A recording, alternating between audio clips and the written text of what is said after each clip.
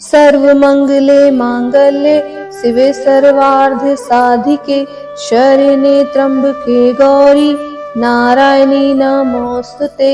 आज गुप्त नवरात्रि का छठा दिन है। आज के दिन माता त्रिपुर भैरवी की पूजा की जाती है। देवी लाल वस्त्र तथा गले में मुंडन माला धारण करती हैं। समस्त शरीर एवं रत्नों में रक्त चंदन का लेप करती हैं। देवी अपने दाहिने हाथों में जप माला तथा पुस्तक धारण करती हैं और बाएं हाथों से वर एवं अभय मुद्रा में हैं।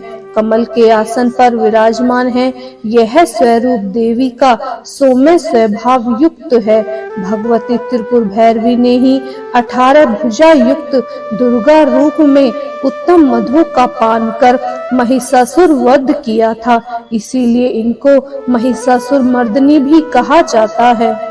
कहते हैं कि देवी त्रिपुर भैरवी का संबंध महादेव के उग्र स्वरूप काल भैरव से है। माँ भैरवी की 4 भुजाएं और 3 नेत्र हैं। उनके बाल खुले हुए रहते हैं। वे लाल वस्त्र पहने हुए माँ मुंडन माला धारण करती हैं।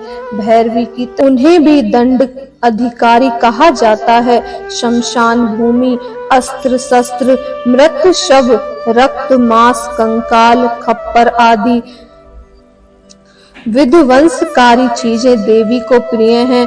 भूत प्रेत पिशाच डांकनी भैरव कुत्ते आदि उनकी सेना है। माता की पूजा और उनकी आराधना।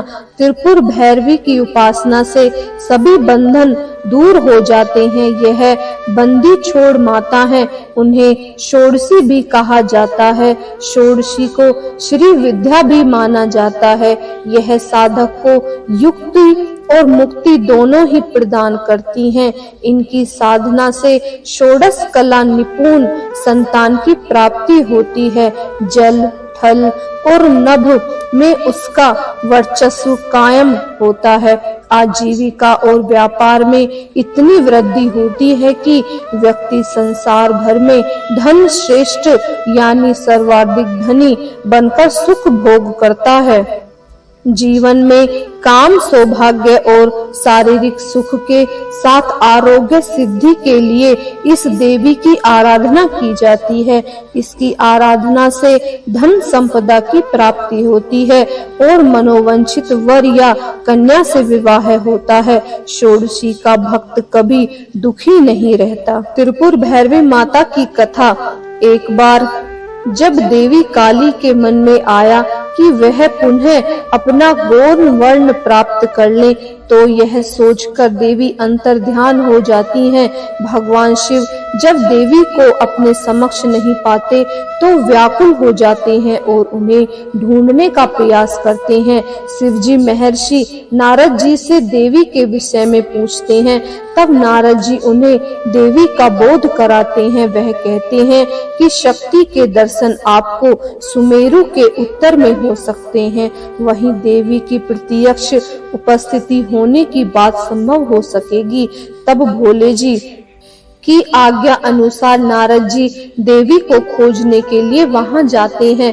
महर्षि नारद जी जब वहां पहुंचते हैं तो देवी से शिवजी के साथ विवाह का प्रस्ताव रखते हैं। यह प्रस्ताव सुनकर देवी क्रोध में हो जाती हैं और उन्हें देह से एक अन्य षोडशी विग्रह प्रकट होता है और इस प्रकार उसे छाया विग्रह त्रिपुर भैरवी का प्राकट्य होता है।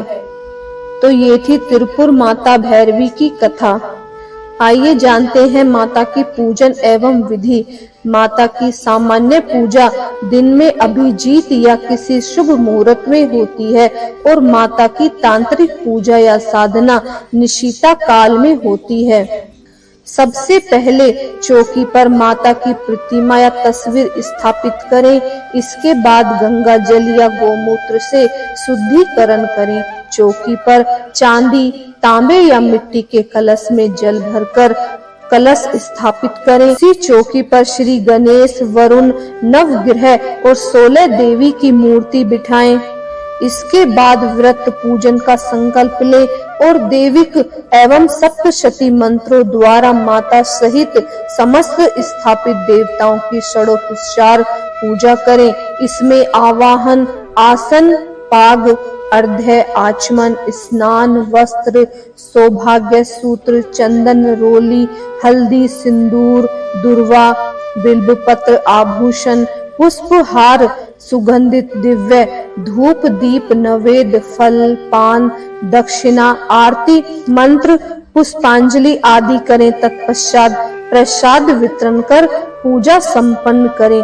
तो ये थी त्रिपुर भैरवी माता की कथा और पूजा की संपूर्ण विधि।